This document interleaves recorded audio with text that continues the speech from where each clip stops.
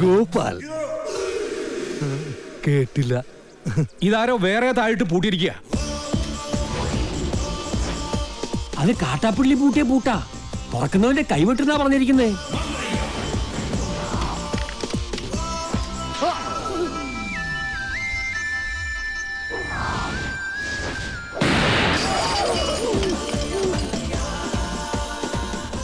പുറകിലത്തെ ചാക്കിന് നാടൻ ബോംബാവാനാ സാധ്യത. കാട്ടുപുളിനോട് ബേക്കു. മാറിക്കോ.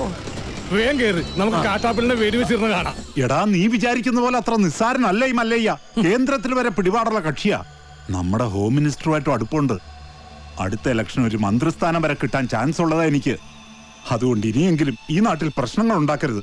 ചെറിയച്ഛൻ രാഷ്ട്രീയക്കാരനായതുകൊണ്ട് കാര്യങ്ങളൊക്കെ പെട്ടെന്നങ്ങ് മറക്കും. എന്റെ അച്ഛൻ കാറ് മറിഞ്ഞ് മരിച്ചതൊന്നുമല്ല, ഈ മല്ലഞ്ചറക്കാർ കൊന്നതാ. അതിനൊന്നും യാതൊരു തെളിവുമില്ലല്ലോ. തെളിവില്ലാതെ കാര്യങ്ങളൊക്കെ ചെയ്യാൻ എനിക്കും അറിയാം.